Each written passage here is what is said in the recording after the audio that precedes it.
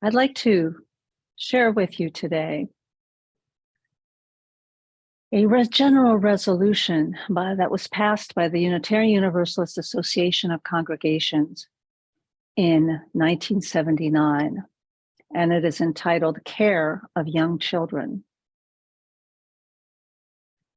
Whereas, according to the report of the status of children published in 1977 by the Office of Human Development of the U.S. Department of Health, Education, and Welfare, there are 6.5 million children under the age of 6 with single working parents.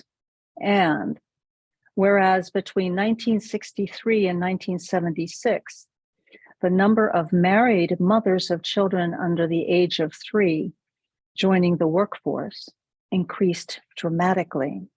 And whereas this denomination has maintained a commitment to the rights and welfare of children, be it resolved that the 1979 General Assembly of the Unitarian Universalist Association reaffirms its commitment to the creation, support, and improvement of child care systems which are affordable to all people, to supporting the family unit, and to be beneficial to the intellectual, physical, and emotional development of the children served.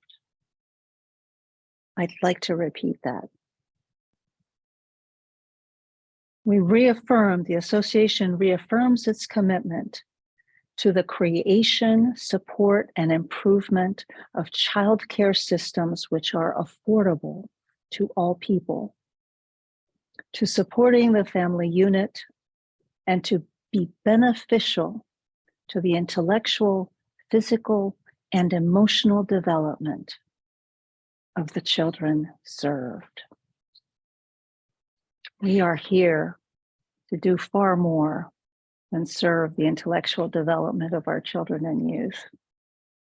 We are here to help them grow into, as best we can, the people they were meant to be. Especially now after the pandemic, and so many children are suffering and so many families are having such a difficult time. So I must say to you, I was very glad to learn that our UU association had affirmed this important priority back in 1979. We UUs understood that times were changing in this nation. We knew that the way the models, the behaviors, the society of the family paradigm of the 1950s and 1960s just wasn't the same anymore. That families were starting to look different and more expansive model of families. And of course, many, many more women entering the workforce. I was glad to see that our association wanted to support families, not just children, to support the family unit, to be concerned with childcare, it doesn't use this language, but to center our children in our spiritual and community life.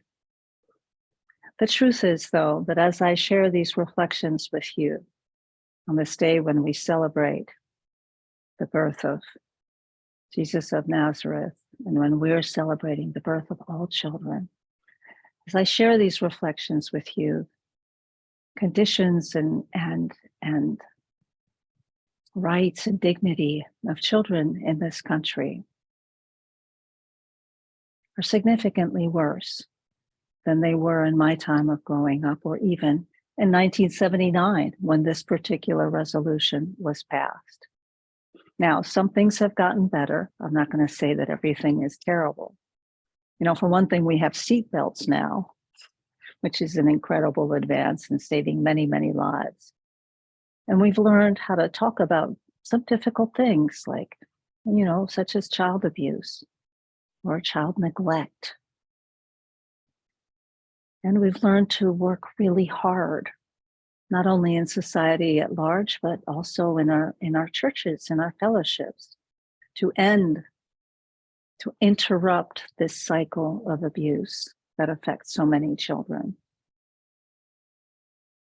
But I also must tell you that in many other areas, our politics have kept our children and families far behind their peers in other countries, especially other countries in what the initials are OECD, the Organization for Economic Cooperation and Development, which includes several dozen of the nations of the world, many of them the most wealthy, like our own, but some that are not so wealthy, such as Mexico and Turkey. These conditions are a disgrace. We're such a wealthy country, and not just in material wealth, but in natural resources, in brain power and ingenuity and the capacity to create things and make things. Why are so many children and mothers dying in childbirth? In many states in our nation, 10 to 15% of all children have no health insurance at all. And I don't need to tell you that particular disparities break down along racial lines. Teenagers in the United States are 82% more likely to die from a gunshot wound than their peers in any other country in the OECD. And as I mentioned a moment ago, as if that weren't enough, COVID has devastated many families, particularly families headed by single women who have had to leave the workforce because there was no childcare and they could not do both. Did you know that in the United States, I didn't? I mean, I knew that things were rough. I served as a chaplain in a hospital that serves 5 of the poorest zip codes in the world, with an infant mortality rate higher than many countries, many very impoverished countries in other continents. You and I believe, I know we believe that this is wrong. I know that our hearts break when we hear these kinds of things, whether we are parents or not. But children can't vote, right? Children don't have a lot of power in the system. They can't vote out politicians every time politicians cut taxes on the wealthy and therefore have to cut services. Years ago, in the 70s and 80s, the conversation was all about welfare mothers taking advantage of the system. Well, today, maybe 1 in 10 families in poverty receive any kind of assistance. In some states, in Louisiana, for example, it's 1 in 25. We're not bailing people out.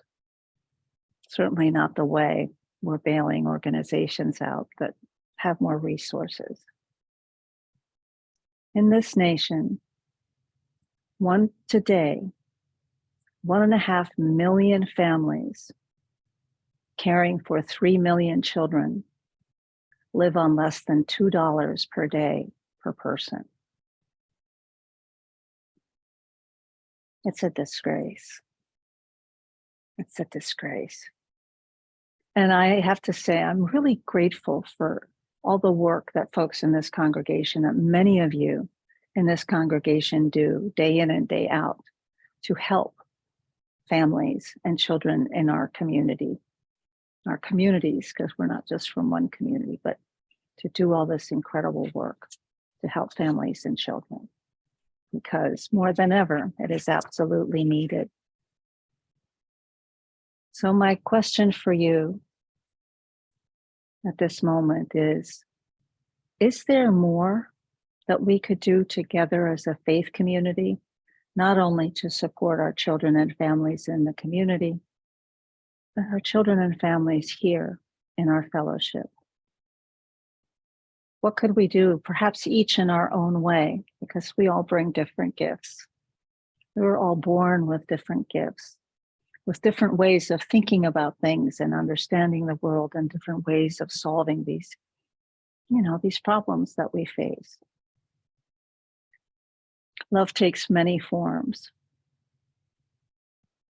Someone might like to teach. I know many of us teach. Many of us love to teach. Many of us enjoy playing, making crafts, singing together, making music, exploring the outdoors, connecting with our children in the arena of social justice, covenant making. There's so many opportunities. This week, I had an experience that just was one of the loveliest experiences I can remember of in what are now many years of ministry. So after COVID, we had the very first get together at the fellowship to sing carols and make crafts and make ornaments to add to our tree that is in the sanctuary. And so it was lovely. It was lovely to look out on the sanctuary and see it actually kind of full of people, and people of all ages, from like 3 years old to 70 and beyond. Playing, sharing delicious food. Oh my gosh, people brought beautiful potluck dishes. And Brenna and Paul Fiore, I believe, I hope I got that name right, played piano and guitar, and we sang everything from Grandma Got Run Over by a Reindeer to Oh Holy Night.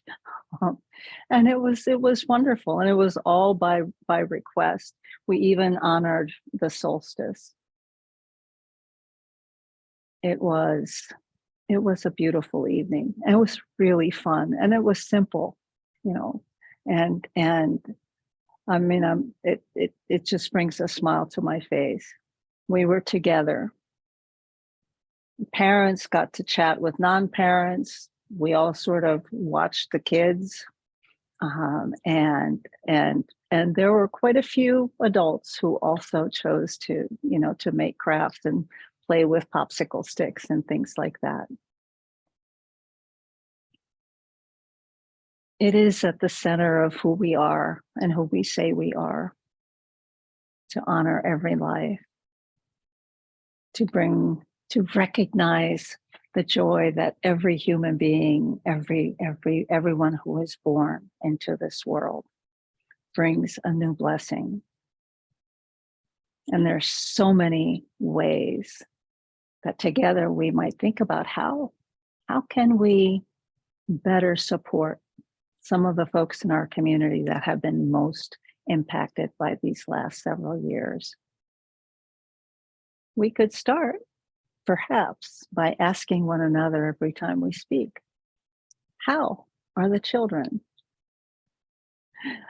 Amen, dear ones, Ashe, and blessed be. So I invite you to join us for our closing hymn this morning, number 230. It's called Duérmete, Niño, Lindo. Go to sleep, beautiful child. And it is a traditional Latinx Christmas carol, actually number 230 in our hymnal. Enjoy.